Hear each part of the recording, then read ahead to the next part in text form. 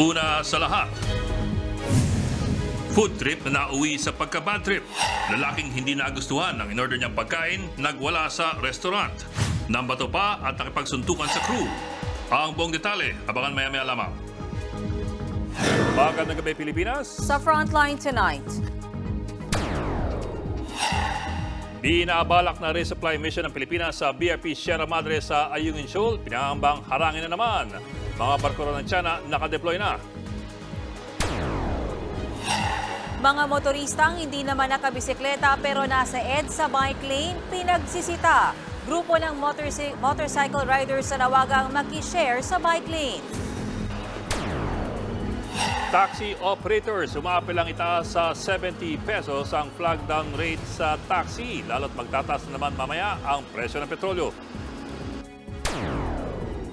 Ilang senador kinwestiyon ang panukalang tapyasan ng 10 bilyong piso ang pondo ng Department of Health. Sa Frontline News Abroad, bagyo at wildfire sabay na may merwisyo sa magkakaibang lugar sa Amerika. At alamin ang mga pasabog ni Ariana Grande sa kanyang 10-year album anniversary.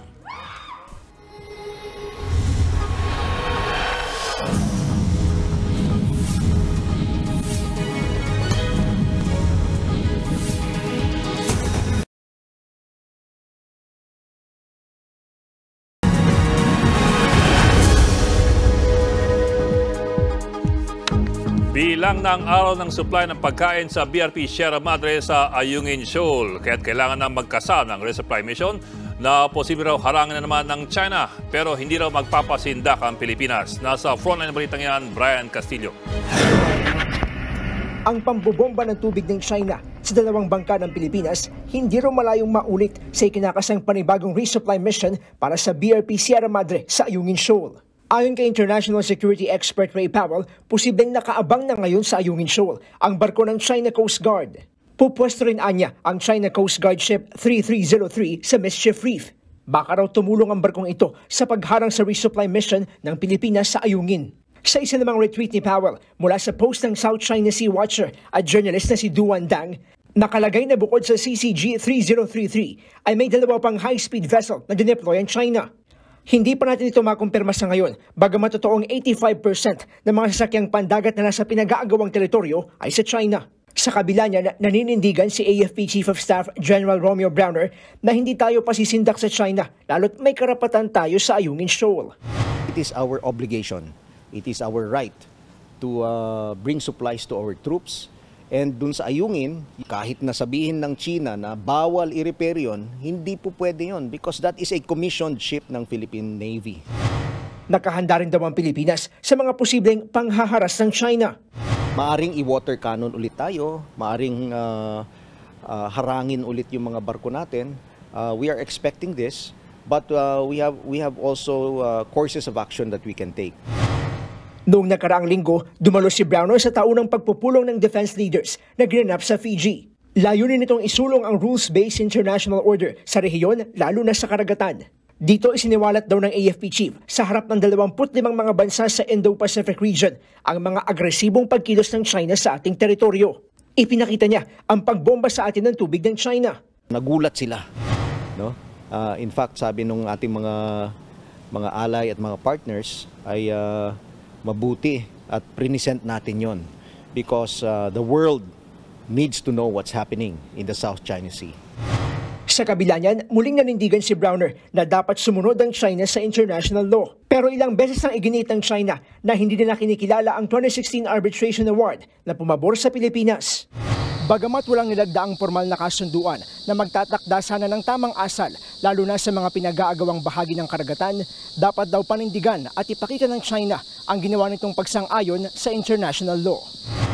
Sa gitna ng tumitinding tensyon dahil sa agawan ng teritoryo sa South China Sea, lumabas kamakailan ang report ng Kyodo News Agency ng Japan na plano raw ng Amerika, Australia at Japan na magsagawa ng trilateral naval exercise sa rehiyon. Pinabulaanan niya ni Browner. As far as we are concerned, hindi natin alam kung saan galing ito, and that per coordination with our counterparts, walang exercise among these three nations. No? That is ongoing.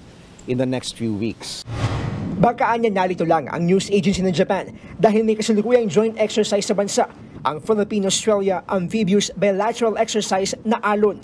Pero gate ni Browner, hindi sarado ang pintuan ng Pilipinas sa posibilidad ng naval exercise.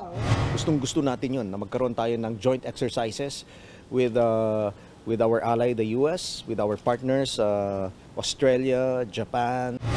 Nagbabalita mula sa frontline, Brian Castillo, News 5. Persona non grata sa Bayan ng Kalayaan sa Palawan si Chinese Ambassador Wang Xilian. Babala ng isang senador, hindi dapat basta-basta nagdedeklara ng ganyan. Dapat hayaang dumiskarte ang DFA. Nasa frontline ng balitang yan si Mardin Alcaide. Kapasyahang nagtatakda kay Ambassador Wang Xilian, Ambassador ng Sina sa Pilipinas, bilang persona non grata sa Bayan ng Kalayaan, Palawan. Approve sa buong Konseho ng Bayan ng Kalayaan sa Palawan ang pagdedeklara kay Chinese Ambassador to the Philippines Wang Xilian bilang persona non grata. Kaugnay ito ng pambobomba ng tubig ng China noong August 5. These are factual evidences that we have seen na pwede pong maging dahilan ng pagiging persona non grata ng isa pong ambassador ng ng bansang China. Pero para kay Senate Minority Leader Coco Pimentel, hinay-hinay lang dapat sa pagdedeklara ng persona non grata sa mga ambassador ng ibang bansa. Dapat daw idaan sa Department of Foreign Affairs ang lahat ng reklamo para masolusyonan sa profesional na paraan. Kung si Senator J.V. Ejercito naman ang tatanungin, nararapat lang daw ideklarang persona non grata si Ambassador Wang dahil sa ilang beses nitong pagsisinungaling. Hindi na rin daw matatawag na kaalyado ang China lalo't hindi rin nila pinakikinggan ang mga pinapadalang note verbal ng Pilipinas. Matatanda ang kamakailan pinagtanggol ni Ejercito at ng kanyang kapatid na si Senator Jinggoy Estrada ang alegasyon ng kolumnistang si Rigoberto Tiglao na ang ama nilang si dating Pangulong Erap Estrada ang nangako sa China na tanggalin ang BRP Sierra Madre sa Ayungin Shoal noong 1999. Sa huling privilege speech sa Senado ni Senator Jinggoy, nagpasa rin siya sa administrasyon ni dating Pangulong Gloria Arroyo kung saan nagsilbing presidential spokesperson si Tiglao. If indeed there was such an arrangement, how come there was relatively peace in the West Philippine Sea during the Arroyo administration that spanned for 9 long years? Agad namang sumagot si dating Pangulo at ngayon Pampanga Representative Gloria Arroyo. Hindi raw siya kailanman nangako sa China o sinumang bansa na aalisin ang BRP Sierra Madre sa Ayungin. Hindi niya rin daw inutos sa kanyang opisyal noon ang magbitaw ng pangako. Nalaman lang din aniya ang isyu ng kumalat na ito sa publiko. Hindi na rin daw siya magkokomento pa para hayaan ng Department of Foreign Affairs. Hanggang ngayon, hindi pa rin pinangalanan ng China kung kaninong administrasyon nang galing ang pangako. Pero mismo si Pangulong Bongbong Marcos na nagsabi, walang pangako ang Pilipinas na aalisin natin ang BRP Sierra Madre sa Ayungin Shoal. At kung meron man, wala itong bisa. Nagbabalita mula sa Frontline, Marlene Alcaide, News 5. Ibang balita, umaapela ang ilang riders group na payagan ng mga nakamotorsiklo na makishare sa EDSA bike lane. Pero ngayon, sisitayin ng mga nakikibike lane na hindi naman nakabisikleta. At live mula sa Mandaluyong City, nasa Frontline balitang yan si Brian Basa. Brian, anong reaksyon ng mga motorista dyan? Bokati ang mga opinyon ng mga dumaraan dito sa EDSA. Masaya mga bike to work. Mas ligtas daw kasi kapag walang ibang sumisingit sa exclusive lane nila. Pero giit naman ni One Rider Party List Representative Bonifacio Busita, hindi ganun karami ang mga nagbabike kumpara sa ibang sasakyan. Sa loob ng isang linggo, babalaan ng mga traffic enforcer ang mga motoristang daraan sa bike lane ng EDSA. Simula kasi sa susunod na Lunes, may parusa na ang mga pasaway at magmamatigas pa rin dumaan dito. 1,000 piso ang multa sa mga mahuhuli, bagay na pinalagaan ng ilang rider. Mahirap kitain yung 1,000 kung hindi po pwede. Dapat po mga 500 medyo mababa pa sa kasi yung 1,000 po pang isang araw na kita na namin yun eh. Hindi naman limitado sa mga nakamotor ang parusa. Disregarding traffic signs ang violation sa mga mahuhuling rider, habang obstruction naman sa mga naka-4-wheel na sasakyan. Good news ang paghihigpit para sa mga bike to work katulad ni Mang Ramil. Na-aksidente nga po ako eh.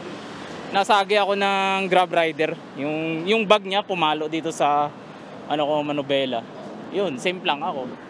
Ayon kay MMDA Head for Bike Lane Program Ching Salinas, naghihigpit sila dahil kapansin-pansing na e-echapwera ang mga nagbibisikleta sa dami ng mga sasakyan na dumaraan sa bike lane. Ginagawa nilang fast lane ang bicycle lane. Parang ngayon talagang sobra yung nagulat kami sa sobrang dami talaga. Halos dun sila nakalatag lahat. Dinipensahan naman ni One Rider Party List Representative Bonifacio Bosita ang mga rider. Masasabi natin na parang sayang yung espasyo. Halos walang gumagamit ng mga biker, samantalang itong mga motorista nagsisiksikan. Pabor rin si Congressman Bosita sa panukalang exclusive motorcycle lane sa EDSA. Pero para sa isang motorcycle rights group, mas maganda kung isama na rin ang mga motor sa bike lane. Gawin natin siyang shared lane, pero bigyan natin ng importansya ang mga siklista. Gawin nating right of way ito para sa kanila.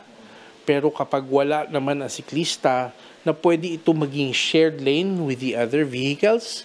Wala pang tugon dito ang MMDA. Pero sa grupong Alt Mobility PH, mas dapat tingnan ng ahensya ang pagbabawas ng lane ng mga private vehicle. At yan ang dapat natin pag-usapan. Ilang lane na lamang ang dapat nating itira sa mga pampribadong sasakyan para mas magkaroon ng mas malaking espasyo, yung mas affordable, mas efficient na form of transportation tulad ng mga public transportation, bus, jeepneys, bisikleta at mga motor. At sinabi nga ni Alt Mobility PH Director Ira Cruz kasi nga naman, karamihan sa mga lane sa EDSA ay sakop ng pampribadong sasakyan, habang itong isang lane sa kanan, ito lang ang para sa mga siklista. Kita naman yung karatula na may imahe ng bisikleta, palatandaan po yan na bike lane ito at ika nga ng MMDA, hindi fast lane para sa ibang sasakyan. Samantala, nasa 13 motorista ang nasita ng MMDA. Warning pa lang ang binibigay sa kanila kasi nga information drive ang pakay ng ahensya ngayong linggo. Wala rin tayong nakikitang traffic enforcer sa paligid ngayon, at least sa abot ng ating tanaw rito sa EDSA Show. Balik sa inyo. Maraming salamat, Brian Basa. Samantala, mahigit isang buwan ng pataas ang presyo ng petrolyo. Hirit tuloy ng mga taxi operator gawin ng 70 pesos ang flag down rate. Nasa frontline ng balitang yan si Gerard de la Peña. Holiday ngayon at wala masyadong pasahero, kaya tenga ang maraming taxi. Mukhang hindi makakabawi sa kita, lalo't may napipintong pagtaas ng presyo ng produktong petrolyo. Simula bukas, tataas ng 1 peso and 10 centavos ang kada litro ng gasolina, 20 centavos sa diesel, habang 70 centavos naman sa kerosene.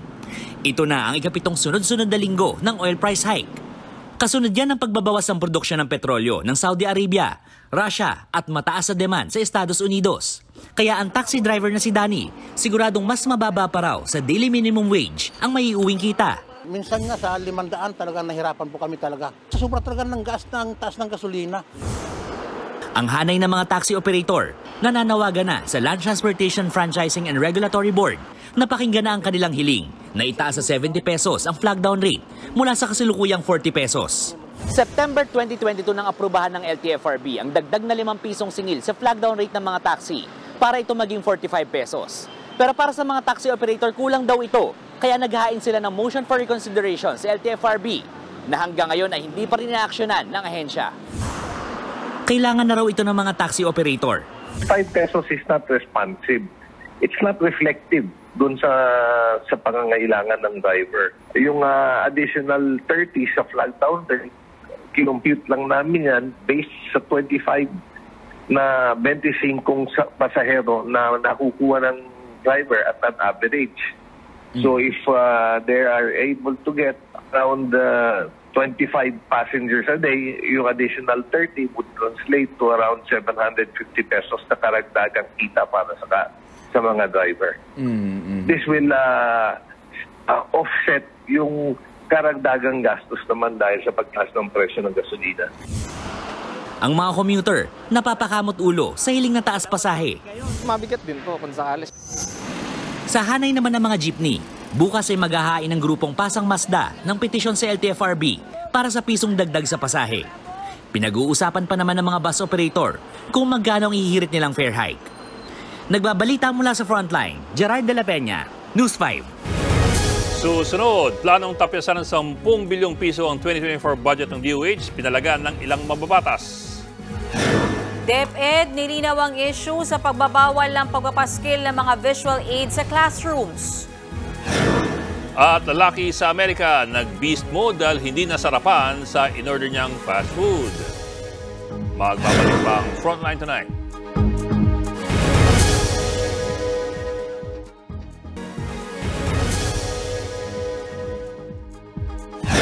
Kinuwestiyon ng mga mambabatas ang panukalang tapyasan ng 10 bilyong piso ang budget ng Department of Health. Narito ang report. Mula sa 209.1 billion pesos na budget ng Department of Health ngayong taon, iminungkahi itong ibaba sa 199.1 billion pesos sa 2024. 10 bilyong pisong itatapyas. Dahil dyan, ayon kay Deputy Speaker at Batangas Congressman Ralph Recto, maapektuhan ng mga mahalagang ospital gaya ng lung, kidney, heart at children's centers. Dagdag pa ni Recto, kahit pa hindi na ganoon katindi ang COVID ngayon, may mga atraso pa ang DOH sa mga medical frontliner. Napareact din sa budget cut na yan ang mga senador. Sabi ni Senator Grace Poe, hindi healthy sa taong bayan na bawasan ang pondo ng mga mahalagang ospital. Dismayado naman si Senator Risa Ontiveros sa budget cut lalo na't importante ang kalusugan at nasa gitnaan niya tayo ng pagbangon mula sa pandemya at ekonomiya. Senator J.V. Ejercito naman, iginiit na hindi tayo dapat nagsasakripisyo sa pondo. Lahat naman daw kasi ng Pilipino ay makikinabang sa health fund. Sa kabila niyan, giniit ng mga senador at ng mga kongresista na bubusisiin nilang maigi ang 2024 national budget. Wala pang pahayag ang Department of Health at Department of Budget and Management kaugnay nito. Naguguluhan daw ang ilang guro sa bagong utos ng DepEd na nagbabawal sa mga poster at anumang dekorasyon sa mga pader ng mga classroom. Ang kanilang tanong, sakop ba ng kautusan ang lahat ng antas mula kinder hanggang high school? Ayon po sa Teachers Dignity Coalition, mukhang hindi kasi ito akma sa lahat ng antas, lalo't iba't iba ang appreciation ng mga bata, depende po sa edad. Kung tutusin daw, malaki rin ang tulong ng mga visual aids, lalo sa mga estudyanteng nasa formative years o grades 1 to 3. Sa tingin namin, hindi na pwede na yung one-size-fits-all policy no, na kagaya nito. One of the exercises no, in reading, of course, is to read everything no, that you can see. No, at pag nandyan yan sa iyong room, no, para kang napipwera sa magbasa. Sa panayam kanina, hindi direktang sinagot ni Education Undersecretary at DepEd spokesman Michael Poa ang tanong kung mula kinder hanggang high school nga ba ang sakop ng kautusan. Pero nilino naman niya na hindi pinagbabawalan ang mga guro na magpaskil ng mga visual aids sa oras ng lecture, basta tatanggalin din daw agad pagkatapos ng klase. We do not disagree na importante rin naman ang visual aids. Pero yan naman po ay pwedeng dalhin ng teacher, pwede nilang ipa-skill while class is ongoing. So it's not completely banned? No, it's not banned, Okay. but we just don't want it there the entire time because it distracts them naman from other classes.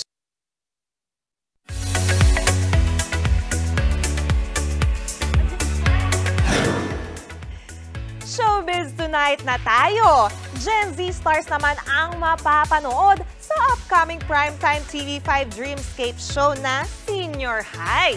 Pero bago yan, nag-iinit muna ang mga tapatan sa huling linggo ng Dirty Linen.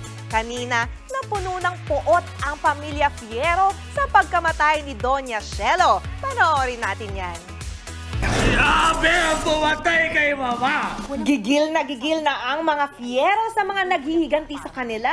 Kaya naman simula na ng sabong. Walang pinagkaiba ang sabong sa paghihiganti, Alexa. May bubulagta para may manalo. Salpukan na ng mga karakter played by Janine Gutierrez, Janice de Belen, Angel Aquino, Zanjo Marudo, at John Arcilia. Kaya walang BBTO. Bakit tayo alis kung pwede naman silang purahin?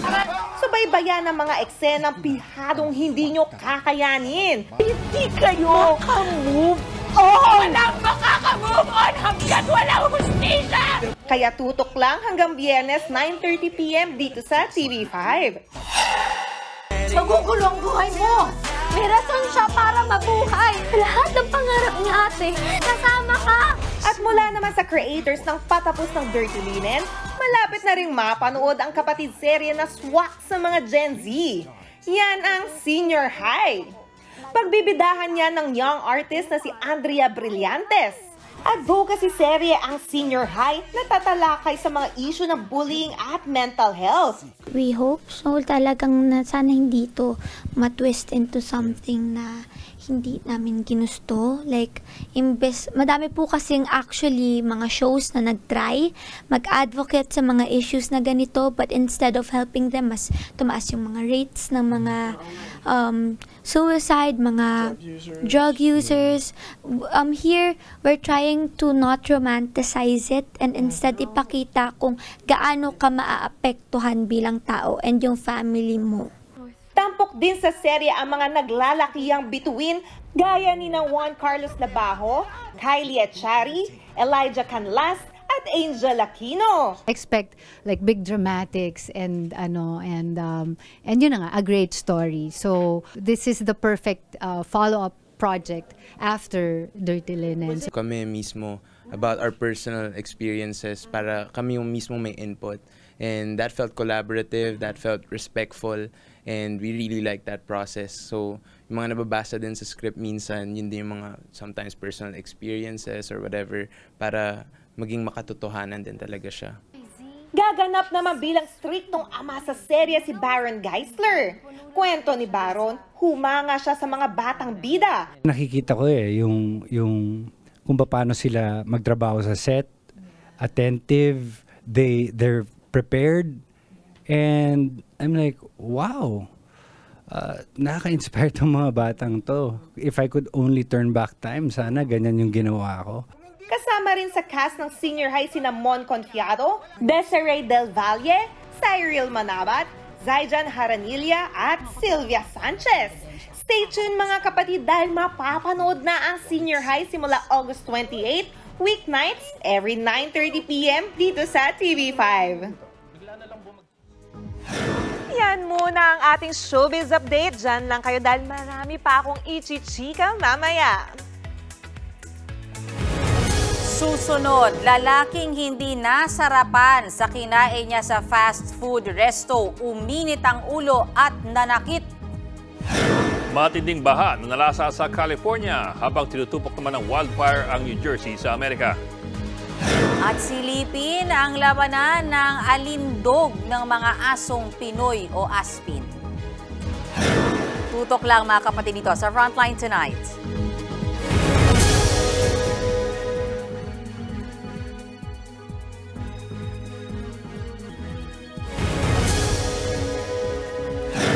Iniutos ng COMELEC na ituring na bahagi ng Taguig ang 10 barangay na dating sakop ng Makati City. Pati mga paaralang pag-ari ng Makati gagawing voting precinct. Nasa frontline ng balitang yan si Mon Gualvez. Agaw eksena itong mga rider magsakahapon sa mga kalsada ng tinaguriang Empo Barangays. Sabay-sabay silang bumusina at iwinagayway ang mga banderang may simbolo ng lungsod ng Makati City. Layon daw ng ginawang motorcade na ipaglaban ng kanilang pagiging Makatizen. Napakita namin sa kanila na eto pa rin kami, lalaban tayo, hindi tayo papayag, tagandulo, sasamahan namin ang Mayora Abby Pinay namin. Kamakailan lamang nang magdesisyon ng Korte Suprema na ang 10 barangay na yan ay ililipat na sa Taguig mula sa Makati City. Dahil nalalapit na rin ang barangay at Sangguniang Kabataan elections, naglabas na ng kautusan ng COMELEC para ituring ng bahagi ng Taguig City ang mga naturang barangay. Inatasan na rin ng Law Department na ipagpaalam sa Makati City LGU na maggamit ang mga paaralang ipinatayo nila para sa eleksyon. Pagtutulungan naman ng Election Records and Statistics Department ang pag-update sa coding, database at servers ng Makati City 2nd District at Taguig. Pero nang tanungin namin ang ilang residente ng Barangay Pitogo, dismayado sa gagawing paglipat. Parang inunti-unti na ho kami. Masakit para sa akin. Dahil nakagisnang ko na dito, sa tagal ko dito, Makati na talaga ako. Ang puso ko nasa Makati na. Bagamat iniutos na ng COMELEC ang paglilipat ng halala ng 10 barangay mula Makati patungong Taguig, nilinaw na ahensya na hindi naman kailangan magparehistro muli ng mga botante. Yan ay lalo't mahigit 2 buwan na lamang, eleksyon na. Paliwanag ni COMELEC Chairman George Erwin Garcia, wala namang magiging pagkakaiba sa personal na detalye ng mga botante, maging biometrics nito. Pareho pa nga rin daw mga presinto kung saan boboto dahil kasama ito sa ililipat na rin sa Taguig. Automatically, kung sila ay residente nung dating Makati, automatically sila ay residente rin ngayon ng Taguig at ng barangay kung saan sila nakatira. Dahil dito, sinimulan na kanina ang pag-imprenta ng aabot sa 300,000 mga panibagong balota ng 10 barangay na malilipat sa Taguig. Posibleng abutin daw ng hanggang 4 na araw ang ginagawang reprinting na pasok pa rin sa mga preparasyon sa paparating na barangay at sangguniang kabataan elections sa October 30. Nagbabalita mula sa Frontline, Mon Gualvez, News 5. Sabay na namemerwisyo sa magkakaibang lugar sa Amerika ang wildfire at bagyo. 2 ang namatay. Nasa frontline na balita nga si Marian Enriquez. Rumagasa ang maitim na putik sa gubat na ito sa California sa Amerika, bungsod ng malakas na ulan dala ng bagyong Hillary. Dahil dyan, ipinasara muna ang mga picnic site at hiking trail sa lugar. Binayo rin ng malakas na hangin ng Cathedral City. Isinara na ang kalsadang ito sa mga motorista dahil sa baha. Para naman pigilan ang pagpasok ng baha sa bahay, ilang residente ang naglagay ng sandbag sa harap ng kanilang pinto. Pero may ibang piniling lumikas kahit pa masira ang kanilang bahay. It sucks to see it go, but lives can't be replaced, material objects can. Kwento ng ilang residente, ngayon lang daw sila nakaranas ng ganitong katinding baha. Linggo nang maglandfall ang Tropical Storm Hillary sa California. Dahil sa lawak ng pinsala, nagdeklara na ng state of emergency sa mga apektadong lugar. Pero bago sa California, hinagupit muna ng bagyo ang hilagang bahagi ng Mexico kung saan isa ang nasawi. Maraming lugar sa Mexico ang baha pa rin.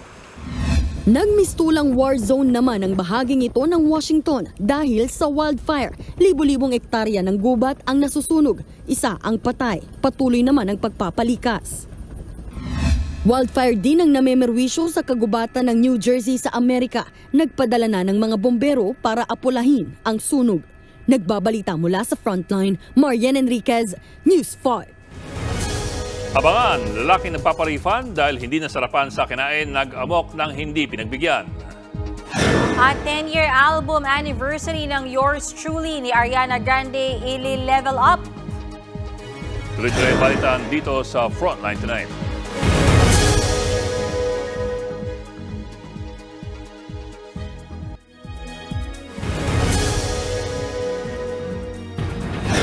Nauwi sa pagka-bad trip ang food trip ng isang lalaki sa Florida sa Amerika. Hindi kasi siya nasarapan sa kinain, nahumantong sa pamamato at pakikipagsuntukan. Nasa frontline ng balita yan, Simon Gualvez. Wala pang suot pang itaas ang lalaking ito nang sumugod siya sa isang fast food chain sa Lee County, Florida sa Amerika. Walang pakundangang pumasok sa loob ng counter ang lalaki at maririnig na nang hihingi ng refund. I just want money back. I want my money or my food. I mean my money. Give me my money. Tinukoy ang lalaki na si Luis Fernando Hernandez Larga. Si Kuya, na bad trip daw dahil hindi niya nagustuhan ng lasa ng kanyang in-order na pagkain. Nang hindi mapagbigyan, sinuntok niya ang screen sa counter at saka lumabas. Ilang sandali, bumalik siya sa loob at paulit-ulit na ng bato. Nakipagsuntukan pa siya sa isang crew. At nang tuluyang mapalabas ang nag-iskandalong lalaki, binasag niya ang salamin ng pintuan ng establishmento. Agad namang naaresto si Larga at sinampaan ng reklamong disorderly intoxication and criminal mischief charges. Nagbabalita mula sa Frontline, Mon Gualvez, News 5. Magkakaroon ng week-long celebration si popstar Ariana Grande para sa kanyang 10th anniversary. This Friday na yan magsisimula kung kailan i-release din ni Ariana ang deluxe digital edition ng kanyang 2013 debut album na Yours Truly. Kakantahin din ni Ariana ng live ang kanyang hit songs na Honeymoon Avenue, Daydreaming, Baby I, Right There, Tattooed Heart at The Way. Bukod sa mga yan, may may question and answer portion ding i-release ang Grammy Award-winning singer sa August 26 at 28. Sa August 30 naman, isi-celebrate ni Ariana ang kanyang 10th anniversary sa music industry. At yan ang latest sa Showbiz Tonight. Ako si Jania Lipon. Happy Monday mga kapatid!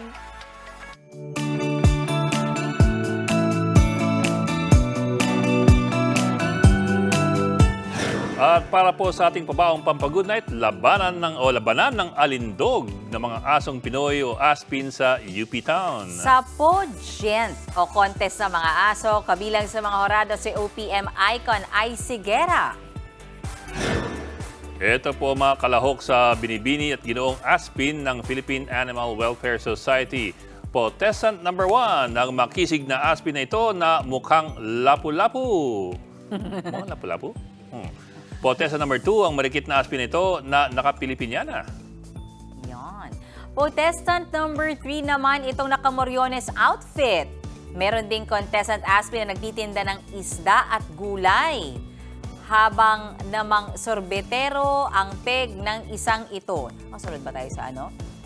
Okay, habol. Ayon kay Ice, nahirapan siyang mag-judge dahil gusto niyang manalo lahat. Sino kaya nanalo? Oo nga, no? Ano sinabi? Oo nga eh. Sinong merong ano? Parang may kulang. Ano? Walang Aspin na nagtataho. Saan ang galing May yun? nagsusorbetero. Ah, okay. May Pilipinyana. Oh. First time niya ninagets siya. Alam mo, Johnny, lunes na lunes, ha? Ayan. Ito to, Kung ganyan, ha? Sige. Ano sa Ingles yung alindog?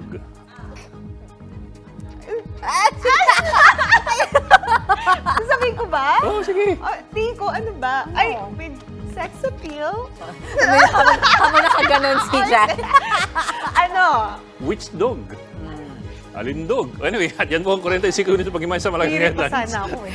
Mahalitan ang diskusyon para sa paghubog ng matalinong opinyon. Kami yung kasagasa ko balita. Ako po si Mayan Los Baños. Ako na po si Edwin Gamo. Magandang gabi.